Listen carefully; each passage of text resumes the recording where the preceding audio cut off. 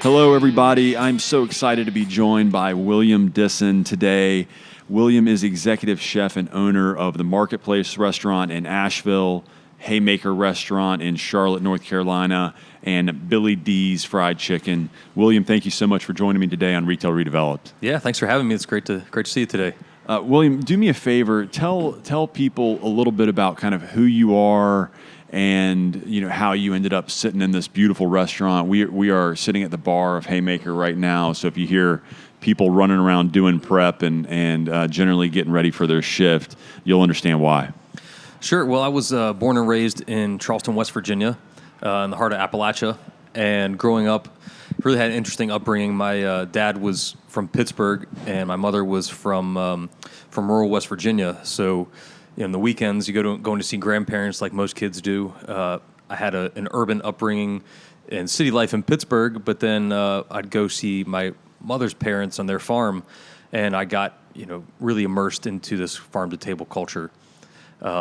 My father was an attorney and worked for natural gas industry, and my mother worked in politics. And so, as I was coming up, and like most kids, your parents are trying to tell you to figure out what you want to do. I started thinking about law school and kind of going down that corporate path. But along the way, I had been working in restaurants, country clubs, and different places to make money along the way.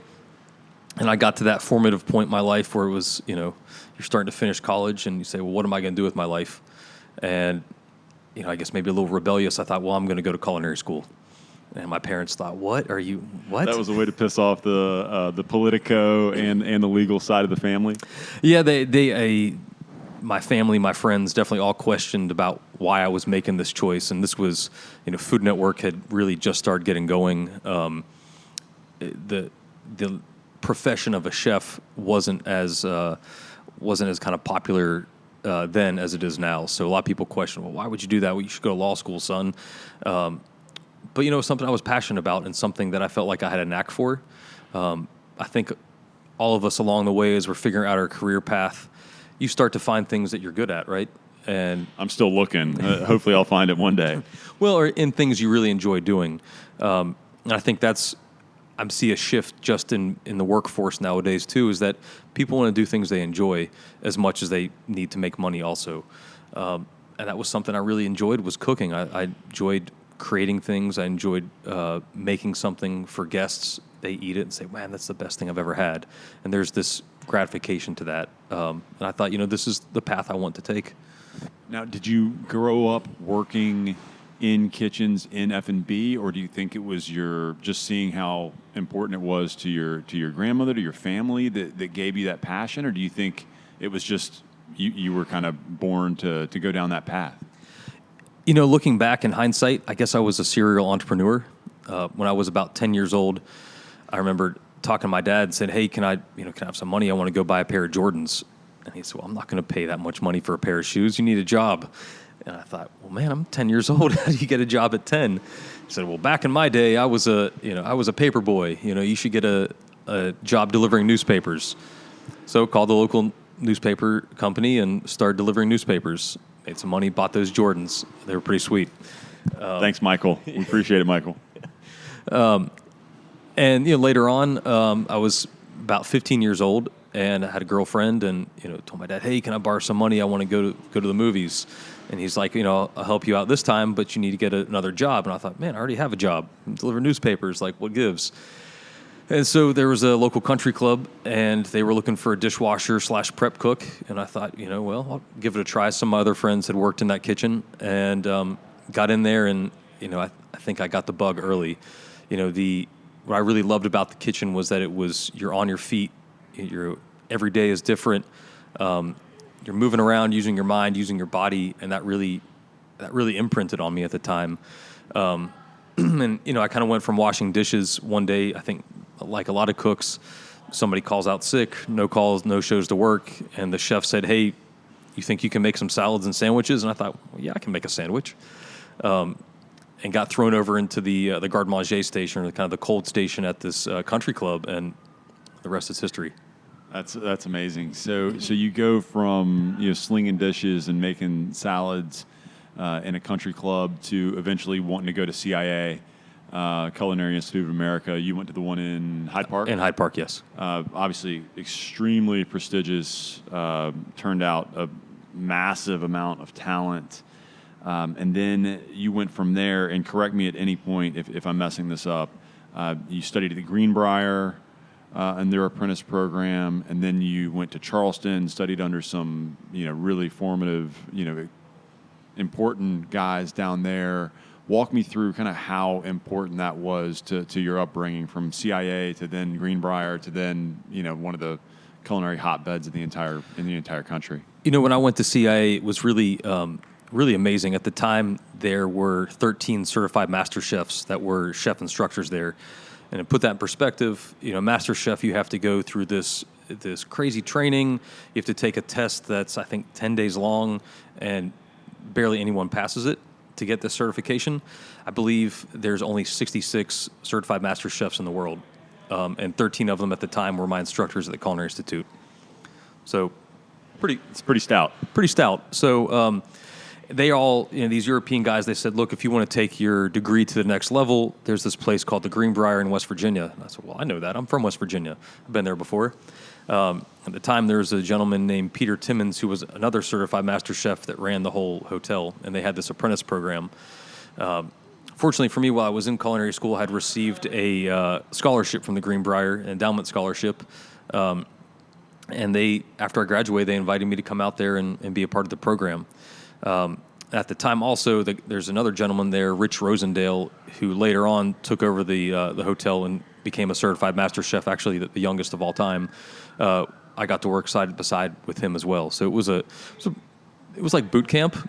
You got there and you worked your ass off, and for not much money, and it was just this educational experience. I have a lot of chefs and cooks that work for me nowadays, and they're finishing school or they're trying to figure out the next step in their career, and they say, well, what do you think I should do next? And not for everybody, but certain, I think, hotel experiences as a chef are very formative, because, in a restaurant like, say, here at Haymaker, you may cook, a few hundred steaks in a week, right?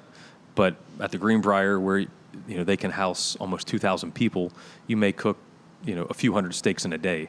So there's just an opportunity to really get your rep up quickly. And so you kind of get that foundation laid as a cook, so you can kind of move on to learn the other aspects of becoming a chef. That's very cool. And so you also went and worked at, again, correct me if my research is wrong, Cypress, Magnolia, some of kind of the early heavy hitters when Charleston was all of a sudden this massive worldwide culinary tourism destination. What was it like being down there, studying with those guys, working side by side with those guys when Charleston was really just absolutely exploding? Well, we're switching to Charleston, South Carolina. Sorry, yes, there's a lot of Charlestons here. Yeah, I've lived in both Charlestons, West by God and South Carolina.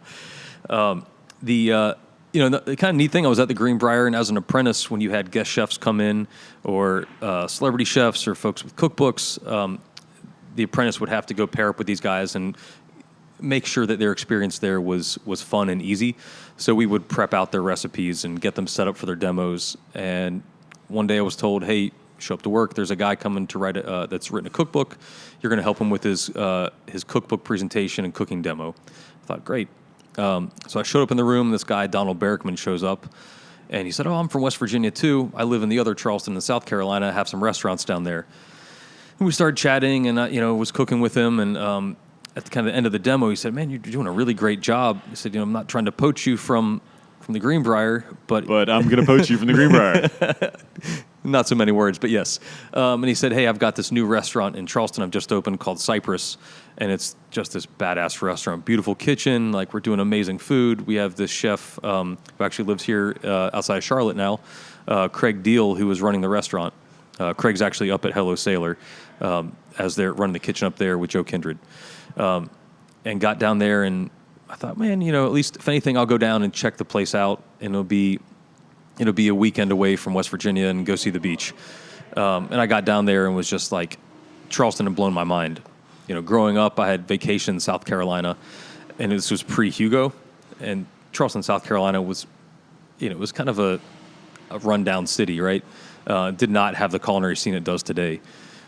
Hugo was probably the best and worst thing that happened for the city. There was a lot of money that came through to rehab the city, rebuild old buildings that were too expensive because they're historical buildings to rebuild. And through that, there was a lot of development opportunity, right? A lot of retail that opened up that wasn't there in the past. And so, restaurants started popping up. And this food scene, that had been growing, with low country cuisine over the years really formatively came together. And for me, I happened to get there kind of at the cusp of all that, right? You had chefs like Craig Deal, Cypress, Donald Barrickman, who oversaw the group that, Magnolia's restaurant, for me is a quintessential low country restaurant in Charleston. You had chefs like Sean Brock, who had just moved back there to take over McCrady's restaurant. Later went on to Husk fame and, food TV celebrity now, right? And so you have chefs like Mike Lotta at Fig and now The Ordinary, and these guys that were just cooking their asses off and making amazing food. And it was just this really fun time to be cooking and as a chef and learning. Charleston was a really, kind of a great feather in my cap to learn and come along in my upbringing. Yeah, Charleston it's just it's unbelievable how you can talk to people from all over the country and all of them know that Charleston is a place to go for food now. It's really amazing. So going back to CIA, how do you feel that, we're sitting in right in uptown Charlotte, Johnson and Wales is literally 1,000 yards from where we're sitting. How do you feel that an institution like that can help a city grow its kind of culinary chops, or are those kids when they're coming out of school so young that they all have to move to Charleston or New York and kind of cut their teeth, and it's going to take a while for us to really feel that impact? What do you think about them being so close? I think the food community in Charlotte is really going through an evolution. I know we were kind of chatting about this before the interview.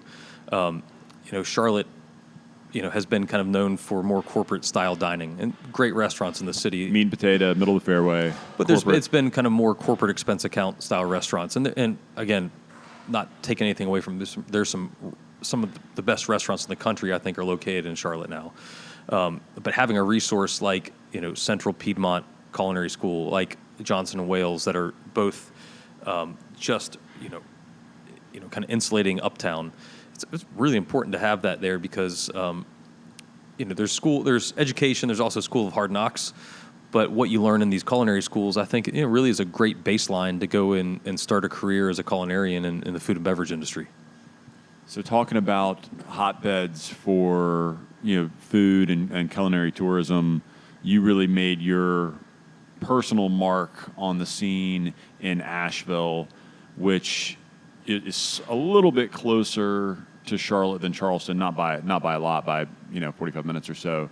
But Asheville right now is just exploding from a culinary and from certainly from a beer perspective as well. Probably one of the biggest beer destinations on the East Coast. Talk to me about how you were in the mix in Charleston, but you were kind of the Robin to somebody else's Batman or whatever cheesy analogy. Then you go to Asheville and you're able to take part in another massive boom expansion of kind of a culinary program and scene. But you were one of the leaders of that as opposed to just kind of a supporting role. What was it like kind of going through that and being a part of that? Well, I had a little pit stop before I got to Asheville. I kind of joke I made my way up 26 very slowly. Interstate 26. Actually was working a lot in Charleston, and I think like a lot of us in your mid-20s, and you're like, what am I going to do with my life? Where am I? What does this all mean? The people that just know what they want to do in their life, good for them. But I didn't, and I was trying to figure it out, and I said, maybe this cooking thing isn't for me. I'm going to go get a master's degree and go get a corporate job somewhere and just clock in, clock out, buy the Volvo, the house with the white picket fence and 2.5 kids and, sail off into the sunset.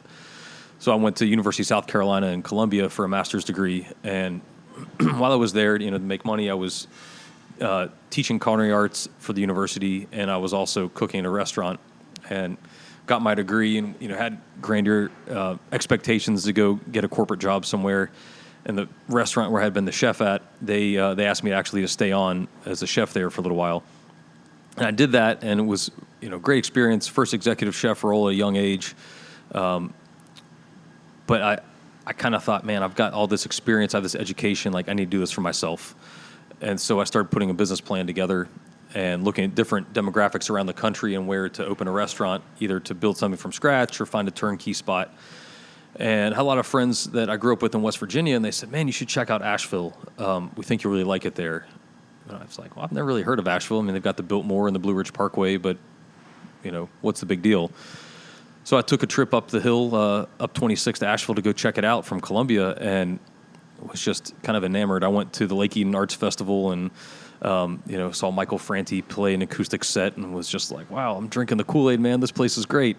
But the real thing that resonated to me in my background, with really wanting farm fresh food through my family experience and through restaurant experiences in the past, I was going, I think, to pick up some beer on the way to this festival, and there was, a stack of periodicals beside the front door, and there was one that said Local Food Guide, and it kind of caught my eye, and I picked it up and started flipping through it, and it was just this guide about where the local farmers markets, who are the local farms that supply all the great ingredients, who are the restaurants that use them, and then, just a really great piece of information as a tool. And the organization that runs it's called the Appalachian Sustainable Agriculture Project, which fortuitously I'm actually on my kind of second round of being on their board of directors. But it for me, it was like, man, this is what I want to do. I want to have a community that embraces local food, that embraces the community, and look at this resource and this organization that just touts this and really pushes it ahead. I thought that this is a place for me. So I started working the realtor in Asheville, and there was a restaurant called The Marketplace that was kind of wrought in local farm-to-table food and was 30 years old at the time. And the chef and owner who'd founded it, was ready to get out and retire. And the market was starting to turn down, and I had the opportunity to get in at a good deal. And, that was it. Asheville was the place. So how have you seen, so two questions. One, how have you seen Asheville explode since then? Because what year would that have been? So I purchased my restaurant, the Marketplace Restaurant, September 1 of 2009. So from 2009 until the last decade, talk me through kind of what you've seen in Asheville from a culinary perspective. Well, this is a podcast, so you can't get a good look at my gray hairs. But I'm actually only 26 years old, and no, the funny thing is that Asheville, it's always been a tourist destination, right? You have the Biltmore Estate, you have the Grove Park Inn, the Blue Ridge Parkway. It was a place, that people would come to relax in the cool mountain air and, breathe easily and enjoy the views. But that was historically only for a few months a year. People came in the fall when the weather is just idyllic and perfect, and the leaves are changing color, and it's just beautiful views everywhere. But it wasn't a year-round destination. The other 9 months of the year, it was just, a small Appalachian city with a so-so economy. And so when I got there, Asheville had kind of gone through a little bit of a boom in 2008. Some communities had really come through. There was some development going on, but then the market crashed and burned. And that's right when I bought my restaurant. And the market was crashing in 2009, but it really hit hard that winter, especially in Asheville. I got in and it was like, young and full of spunk and saying, man, I'm going to come in here and kick ass. And the market crashed, and it snowed every weekend. And it was like that for about 3 years. And something I was been interviewed a lot recently because it's my 10th anniversary at this restaurant, and the Marketplace's 40th anniversary, which is a pretty big deal in my opinion. But the really interesting thing is that I think as a business owner, right, when a market is down or your business is down, it's time to shit or get off the pot, right? This is a technical culinary term, guys. Yeah. We'll put it in the show notes. But it's the time where you either say, "Look, I'm going to hang up the towel," or I'm going to double down and really try to make this thing work. And at the time, there were a lot of young chefs, young business owners that we, really kind of put all in on everything, and we all said, "We're not going to just cash our chips in. This is time to go." And so, this sense of community, these Appalachian ideals of community, we all, not kind of outright doing it, but just kind of by default, we all came together and worked together. We would go eat each other's restaurants. we tout each other on social media. We do events together. We do pop-ups. We would make each other. We would celebrate each other, right? And I think through that, you saw this culinary community start to come together. And frankly, I think a lot of dumb luck. Asheville had these breweries. New Belgium breweries said, "Hey, we're going to come to Asheville." Along the way, we kept winning this non-scientific thing that said we're Beer City USA 5 years in a row, and they finally said, "Okay, you guys win. You're the best." And journalists started coming to Asheville, drinking the beer. They started eating in our restaurants because that's what you do when you're traveling. And they said, "Damn, this is some good food." And all of a sudden, Asheville's on the map for beer, and then it's on the map for food. And they go, "This is, we start getting a feather in the cap as one of the great food cities." But that didn't just happen overnight, right? That took years of blood, sweat, and tears of chefs cooking their asses off and really trying to push the boundaries. And fortuitously, Asheville grew and has become this destination for tourists and for media. And I think that's my opinion. That's why the city has developed so quickly, but also developed into this great destination so fast. Yeah, I completely agree. So you mentioned a moment ago how passionate you were about this farm to table movement, and not just something you put as a footnote on your menu to fit in with everybody else that's saying it. I can, just from my research on you, I can tell it's a passion.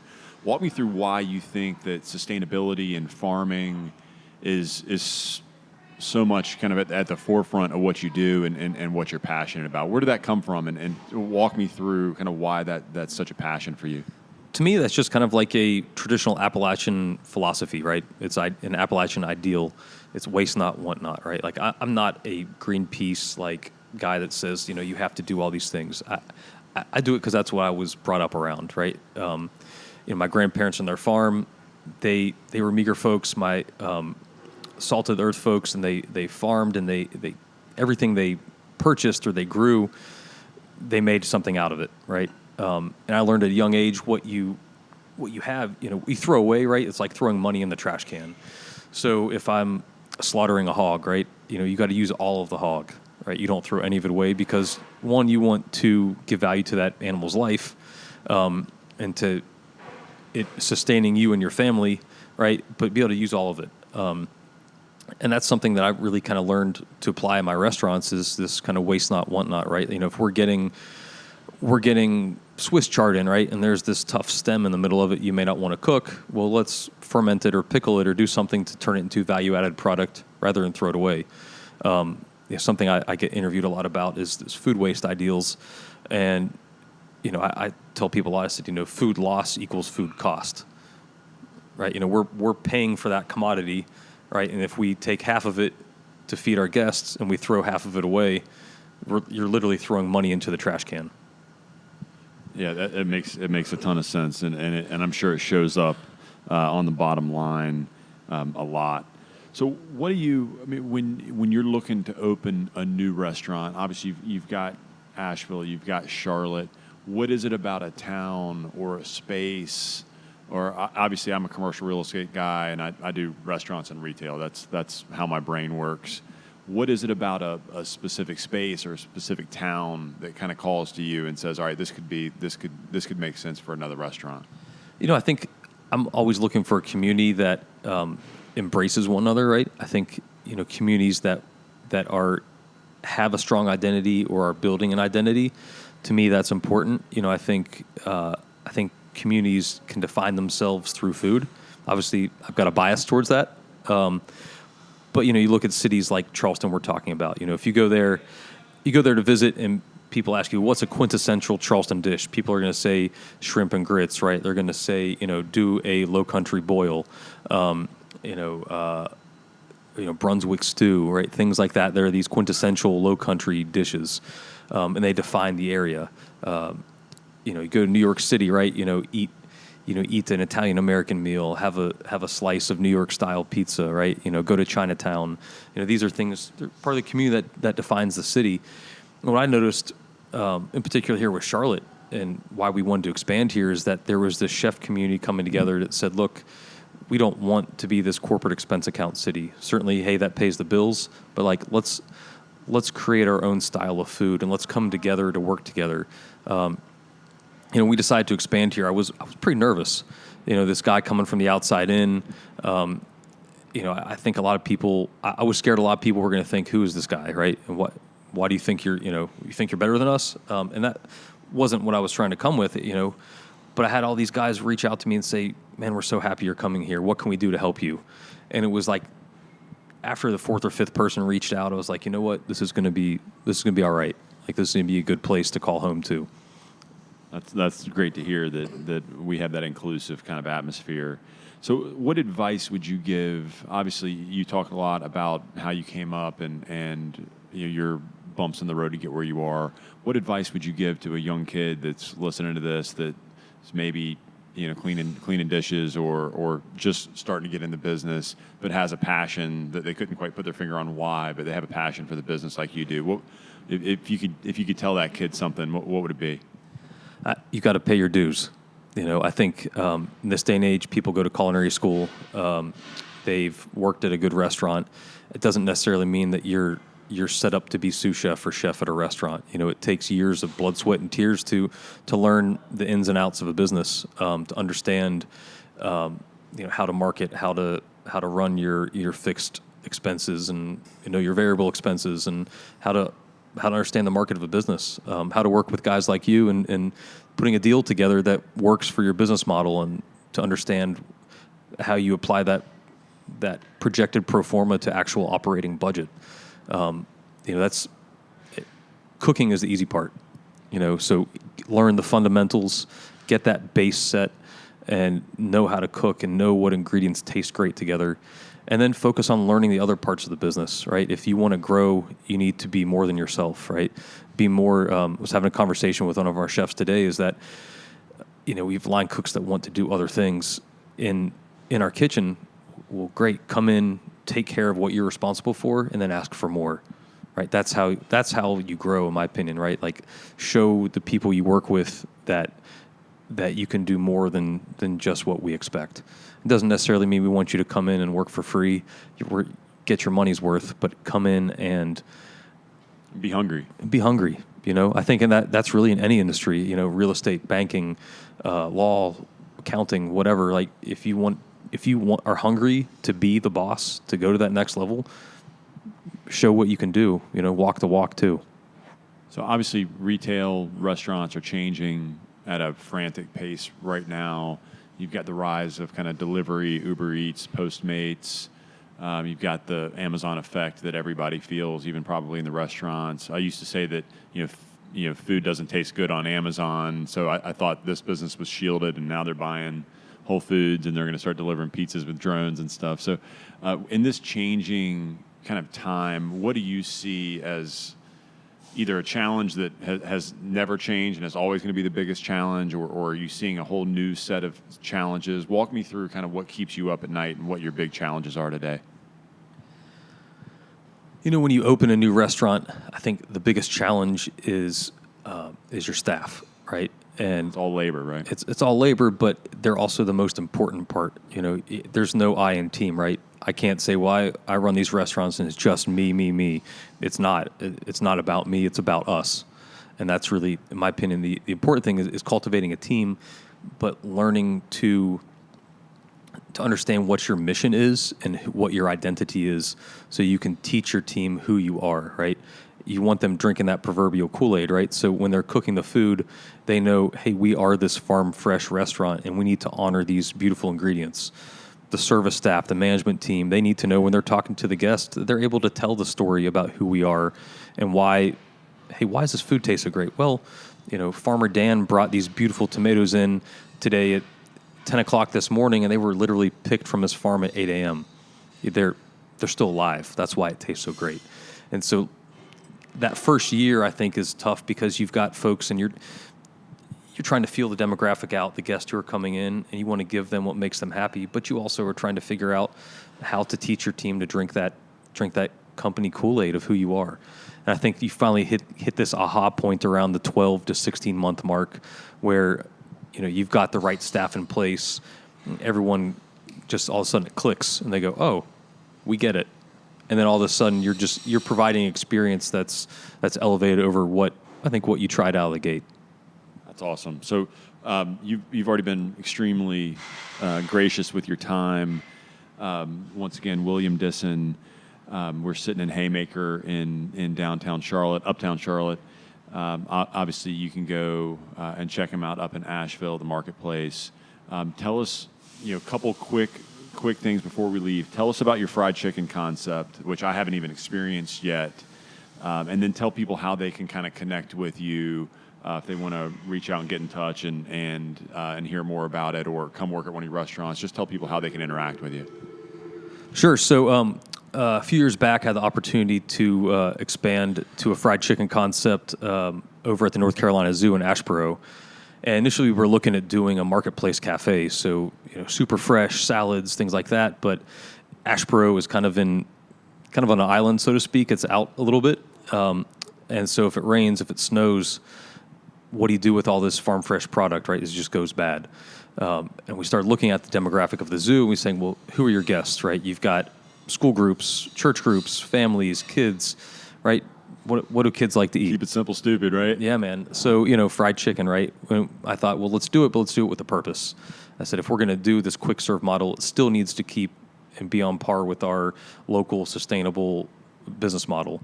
So, so we created Billy D's Fried Chicken, which ironically is kind of a joke also. When I went to culinary school, all my buddies from West Virginia, they joked, said, oh, what do you think, you're Chef Boyardee or something? And that morphed into Chef Billy D. And it just kind of stuck. And so literally when we were talking about this fried chicken restaurant, we said, well, what should we name it? I said, I don't know. It's called Billy D's Fried Chicken. And everyone said, oh, that's brilliant. So scientific, man. How many case studies did you have to go through with marketing charrettes to do that? Yeah, there was no brand agency working on that name.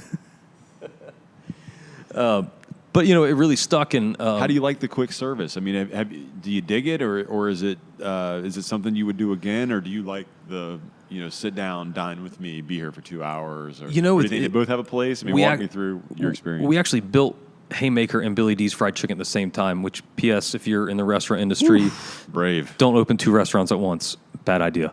But fortunately, both have gone well. But what I like about quick serve is that you can take the fine dining style ingredients, right? Take those great ingredients, take that know-how and that great technique, but instead of having a large menu that has multiple facets to it, we have 10 items on our menu. Do a couple things and just kick ass. And kick ass and do all of them proper. Everything is perfect, right?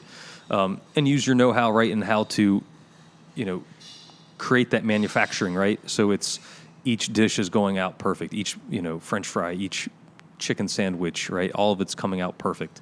And I think that's really been fun to kind of taking that concept. At the end of the day, restaurants are manufacturing.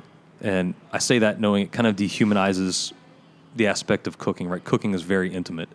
But at the end of the day, when you're cooking for volume of people, it's manufacturing, right? You have to have systems in place. You have to have all your mise en place in order so that you're able to execute food quickly and efficiently so it comes out hot, fresh, and delicious. And really that kind of clicked for me a lot more than it has ever when we opened Billy D's Fried Chicken, because it's a quick service model, right? And really is more kind of, we have to pump this volume out and do it efficiently every time. I can't wait to try it. My kids, that'll give me a good excuse to get up to the zoo with the kids. Oh, for sure.